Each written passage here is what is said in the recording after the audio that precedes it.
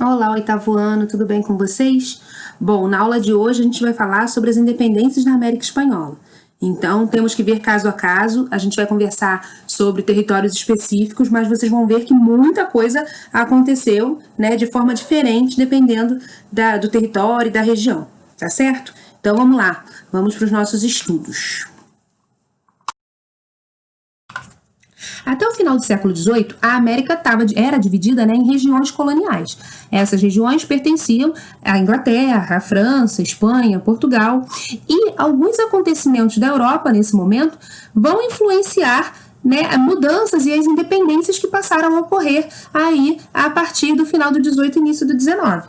Então, é preciso pontuar duas importantes transformações burguesas da Europa que fizeram parte, né, que influenciaram esse processo. Uma é a Revolução Francesa, que a gente já conversou bastante esse ano, e a segunda, a gente também já conversou, é a industrialização inglesa. Então, a partir da segunda metade do século XIX, a dependência dos industrializados ingleses provoca um déficit nas contas dos países europeus.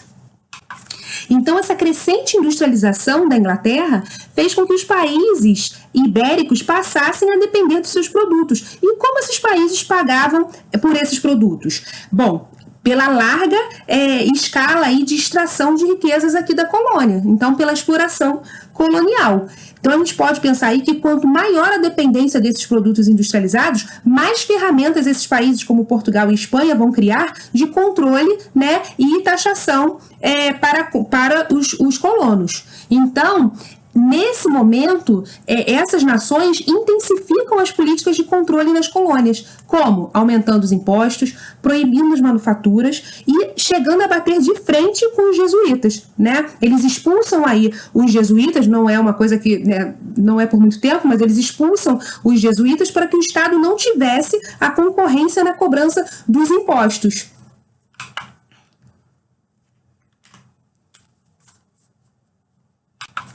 A gente chama isso aí de reformas borbônicas. As reformas borbônicas elas eram reformas administrativas e econômicas do sistema colonial espanhol. Tá? A ideia, a gente já viu isso aí no início do ano, era modernizar esse sistema, fortalecer a monarquia e facilitar o controle da metrópole sobre os territórios conquistados. Essas reformas elas ocorrem durante o período do Carlos III, né, de seu reinado, que vai de 1759 a 1788, e ele é, o que a gente já estudou também, um déspota esclarecido. Né? Vocês lembram disso aí? Que foi aí uma forma de governar característico, né, da segunda metade do século XVIII de alguns monarcas que para não ser considerado aí um líder, né, absolutista, ele passava a agir, né, com algumas características do pensamento iluminista também. Isso aí é uma revisãozinha que a gente teve ainda das aulas presenciais. E a América Espanhola estava dividida em 4 vice-reinos, como a gente pode observar no mapa. O vice-reino de Nova Espanha, vice-reino de Nova Granada, o vice-reino do Peru e o vice-reino do Rio da Prata. Bom, a realidade administrativa da América Espanhola, ela se dividia entre os vice-reis, que estavam ali, né, eram homens de confiança do rei para administrar as colônias, então eles podem ser chamados de vice-reis, peninsulares ou chapetones, tá? Eles eram homens nomeados por esse rei para representar aqui na colônia o seu controle. Então, eles cobravam impostos, né? Eles eram responsáveis pela administração. Abaixo deles estavam os crioulos. Os crioulos, eles são filhos de espanhóis nascidos na América, então são descendentes de espanhóis, né? São homens brancos, eles podiam ser proprietários de terra ou ricos comerciantes, e eles atuavam como a elite da colônia, mas tinham pouco diálogo com a coroa. Afinal, eles, né, já eram nascidos na América aqui, não tinha todos os privilégios aí dos espanhóis. Esse grupo aí dos crioulos, eles pagavam impostos, né, e se viam como explorados pela metrópole, mas eles eram os opressores locais, né, que respondiam à administração espanhola, né, e eram responsáveis aí por outros grupos, né, pela exploração de outros grupos aqui da América, que a gente vai ver no próximo slide. E esse slide aí é para a gente conhecer a estrutura social da América Espanhola. No topo da pirâmide aí estão os espanhóis, né, os chapetones, que são espanhóis nomeados para o controle aí da colônia, né? Eles ocupavam os altos cargos administrativos, eram nomeados pelo rei para observar, tomar conta, né, controlar aqui a colônia espanhola. Abaixo deles vinham os crioulos, que são filhos de espanhóis nascidos na América, como eu falei no outro slide, né? Eles eram ricos comerciantes, grandes fazendeiros, faziam parte da elite colonial, mas pagavam impostos. Então, batiam de frente aí com a coroa nesse aspecto. Abaixo deles estão os mestiços, né? Que é ali a mistura do branco com o índio. Os indígenas vêm aí embaixo também, mestiços e indígenas, eles são livres, né? Eles não são escravizados, e embora seu trabalho seja muito mal remunerado, existe uma remuneração e eles não são comercializados, né? Então a diferença básica aí para os escravizados africanos é essa comercialização aí, né, do escravo, da saída deles para a América Espanhola para trabalhos, né, forçados, como bens aí pertencendo a um senhor. E para falar aí de América Espanhola, a gente vai falar de alguns territórios, né, caso a caso, para vocês entenderem como essa independência se deu em determinadas regiões. Então, aí, a partir de 1780, existe uma intensificação da exploração indígena através das mitas, né? As mitas, elas eram trabalhos compulsórios de indígenas na mineração. A mita, havia uma remuneração, né, para a mita, então, mas ela exigia um deslocamento forçado dos indígenas. Então, a revolta de Tupac Amaru, ela acontece no vice-reino do Peru, né? E é importante a gente entender como ela se deu aí.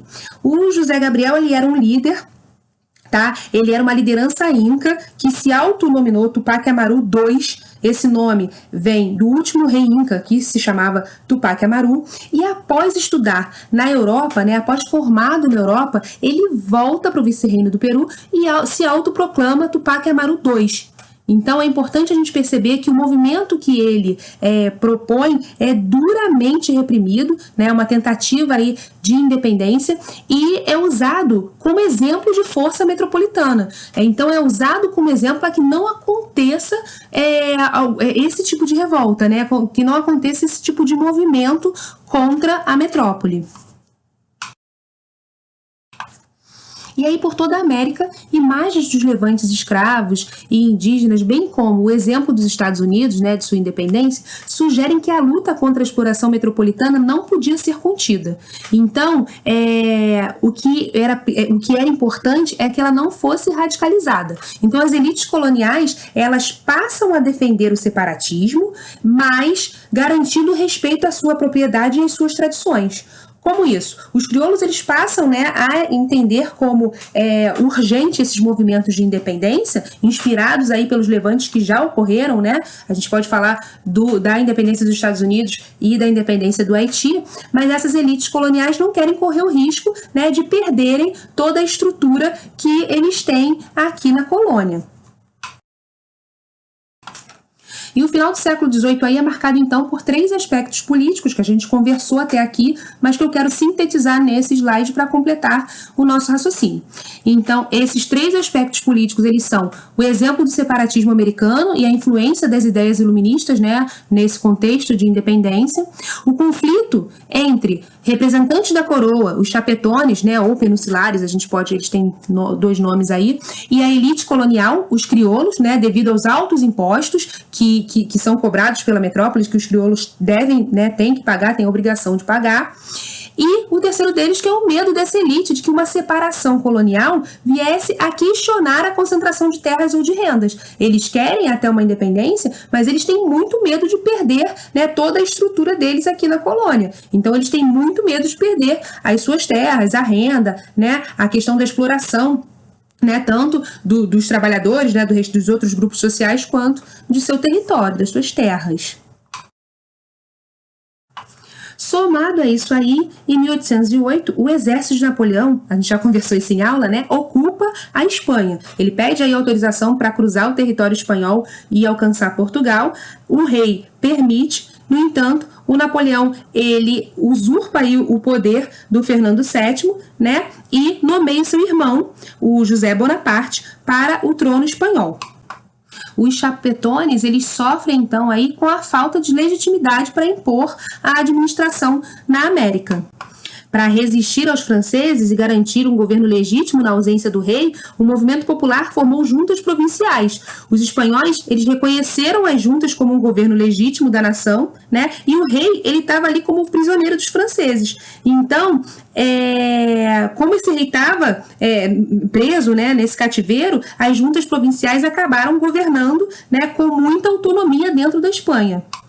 Nesse momento, com essa falta de legitimidade aí para impor a administração, diversos grupos crioulos na América proclamam a sua independência, né? Com a Espanha invadida por tropas francesas, enfraquecida, as colônias espanholas na América, elas também adquirem uma força política, né? Elas também formam essas juntas governativas, né, que passam a desfrutar de maior autonomia aqui na colônia.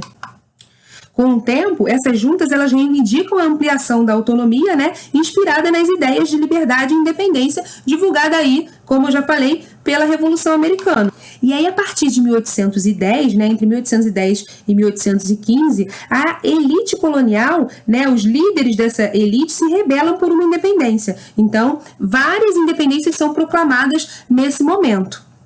E aí, representantes dos crioulos são convidados a Cádiz, no sul da Espanha, né, para um diálogo e formulação de uma constituinte para o Império Espanhol. É mais uma tentativa espanhola de tentar conter aí esses movimentos de independência, né? Porque o que os crioulos iam reivindicar era a maior autonomia, né, dos vice-reinos americanos, e nesse momento podia existir, né, acabou existindo até uma permissão, né, uma autorização de autonomia para tentar manter as colônias. Mas é importante a gente pensar que para as elites coloniais a independência representava a liberdade política, econômica, né, para atuar aí de maneira mais autônoma no mercado internacional e tudo mais. No entanto, é importante a gente refletir se para os demais grupos sociais da América, esses demais grupos sociais viam essa autonomia, viam essa independência com o mesmo significado, né? Se eles estavam livres também, se era uma oportunidade para esses grupos. E aí a gente já sabe a resposta, né? A gente já sabe que para eles não. Em Cádiz, os constituintes definem o fim do trabalho compulsório indígena, o voto universal para os espanhóis e o sistema parlamentarista. Os crioulos, eles conquistam o direito de livre comércio das Américas, então eles experimentam essa autonomia, né, eles experimentam esse livre comércio, existe aí uma permissão para a produção de manufatura, isso tudo com o intuito das colônias permanecerem juntas, né, permanecerem submetidas à metrópole. Então, é importante a gente pensar aí no que a Espanha está cedendo e por que ela está cedendo, né? Mas em 1815, com a derrota do Napoleão, o rei, o Dom Fernando VII, ele volta, né? Ele reassume o cargo aí de rei da Espanha. Então, quando ele volta para esse trono, ele revoga essa constituinte. Mas essa revogação já não adiantou muita coisa, porque desde 1810 até meados da década de 20, as lideranças crioulas, elas praticavam a luta armada, né? Esses militares, eles lutavam pela independência. Bom, esses grupos, diferentes aí em determinados territórios, e a gente vai ver algumas especificidades de cada um, eles receberiam o apoio da Inglaterra, que estava ali interessada, né, no mercado independente que ela conquistaria, tá? E também pelos Estados Unidos, que defendiam aí um lema, né, um slogan do presidente do momento que chamava a doutrina Monroe, né? O presidente era o James Monroe, dos Estados Unidos, e ele, com esse lema de América para os americanos, ele tinha como ideologia uma luta em defesa dos direitos de todas as Américas, né? Com o objetivo, na verdade, de proteger os Estados Unidos. Então não adianta a gente olhar com um olhar bonzinho, né, para os Estados Unidos, não. Mas eles defendiam aí uma América para o americano. Essa doutrina, ela tinha por prioridade otimizar a política externa, né? Ampliar a influência econômica, né, do primeiro país aí independente da América, dos Estados Unidos, com os demais países americanos. É importante a gente ter em mente que as independências da América Espanhola elas foram acontecendo em anos diferentes, de maneiras diferentes, de acordo com os territórios. Então, eu coloquei esse slide aí para a gente conhecer os responsáveis pelas independências em determinadas localidades aí da América. Sei que tem um aí do Brasil, mas é que eu quero explicar uma coisinha aí, e aí deixei Dom Pedro também. Mas então é importante a gente conhecer o José San Martín, e aí San Martín a gente pode falar, né, usando o inglês, ou José San Martín, que é o líder da Argentina, da atual Argentina, o Simão Bolívar, né, que ele foi responsável aí pelas independências dos territórios atuais de Bolívia, Colômbia, Equador, Panamá, Peru e Venezuela, o Bernardo O'Higgins, né, que é responsável aí pela independência do Chile, José Artigas, do Uruguai, e Antônio Sucre, da Venezuela. Aí vocês me perguntam assim, professor, o que Dom Pedro está fazendo aí? Bom, esses são os chamados e conhecidos Libertadores da América. Então, para quem gosta de futebol aí e está pensando, Libertadores da América é um campeonato? Lógico que o campeonato foi criado, né, só no século XX, a partir de 1960, mais ou menos, a década de 60 aí do século XX, e tem esse nome exatamente em homenagem a todos esses líderes aí que são responsáveis pela independência dos seus respectivos territórios. Então, é importante aí a gente reconhecer o rostinho deles, entender muito do que eles fizeram aí para a América Espanhola. Outra coisa importante é a gente identificar, como eu comecei falando, né, dos diferentes anos em que essas independências acontecem e na divisão da América Espanhola. Né? A gente pode observar aí muito claro que a América Espanhola, quando se torna independente, ela se divide em vários países, diferente da América Portuguesa, né, que é o nosso Brasil aí, que tem essa proporção continental que nós temos e que permaneceu unida, mas a gente vai discutir isso na aula de independência do Brasil. Tá? Então o Dom Pedro está aí só para compor esse quadro de Libertadores da América. Mas a gente vai ver que o contexto do Brasil é totalmente diferente e a gente vai problematizar muito isso. A luta pela emancipação política colocou em foco aí diversos projetos para a América. Então, enquanto alguns líderes pretendiam dividir a América Espanhola, outros desejavam construir uma confederação. Né? O Simão Bolívar é um desses, né? Ele escreve aí em um dos seus mais famosos documentos, a Carta da Jamaica, ele defendia que a União Americana ela seria a única saída para se obter a independência. E em 1826, na Conferência do Panamá, ele se organiza aí para defender essa união dos países recém-formados, mas, no entanto, ele não recebe o apoio, né, das elites crioulas, porque as elites crioulas elas estavam preocupadas com o seu domínio. Então, essas elites de diversas regiões separadas, né, não concordam em abrir mão da sua autoridade local, né, do que eles já têm organizado aí enquanto poder local e alegam dificuldade por se tratar de uma extensão territorial muito grande. O Bolívar, ele nunca propõe a união aí de toda a América. Ele fala de uma faixa de terra que se estenderia da Guatemala até a Bolívia, então ele não inclui aí o México, não inclui aí a área do Rio da Prata e nem a América Portuguesa, né, nem o Brasil. Então é bastante importante a gente pensar que essa independência da América Espanhola, ela, em sua maioria, parte, né, da liderança crioula. Então os crioulos, eles são aí uma parte, né, eles fazem parte da elite do que era a colônia espanhola. Então, esse movimento de independência parte das elites. Claro que tem diferenças, né? No México é um movimento mais popular, mas é importante a gente entender e compreender essa característica. E essa reflexão sobre os grupos responsáveis pelos movimentos de independência na América Espanhola, elas são muito importantes para a gente entender, né, como se deu aí a formação desses novos países independentes. Esses novos países, eles conservaram as estruturas coloniais, e eu listo aí no slide que estruturas eram essas. Então, as terras elas continuavam nas mãos de poucos, o trabalho indígena ele permaneceu sendo explorado, E a participação política passou a girar em torno do poder econômico dos caudilhos. Os caudilhos, eles eram lideranças políticas carismáticas, né, ligadas aos setores tradicionais da sociedade, e eles manipulavam as eleições, compravam votos, né, coagiam eleitores, mas o seu poder ele se baseava no seu carisma. Então, muitas vezes, esses líderes são chamados de caudilhos quando permanecem no governo por mais tempo que o previsto. Os caudilhos eram militares que ficavam sob o domínio de tudo, né? Então, eles eram responsáveis aí pela administração, estava aí bem se organizando em forma de governo aí nesses novos países. Bom, a aula de América Espanhola termina aqui. A gente, em sala de aula, conversa sobre alguns países específicos, né? A gente já teve a aula passada que foi muito importante para as nossas reflexões, e eu me despeço e me disponibilizo para tirar qualquer dúvida que vocês tenham, tá? Na aula de amanhã, nós vamos fazer os exercícios, tirar todas as dúvidas em relação ao tema, e eu espero vocês, aguardo vocês. Beijo grande, até voando. Tchau, tchau.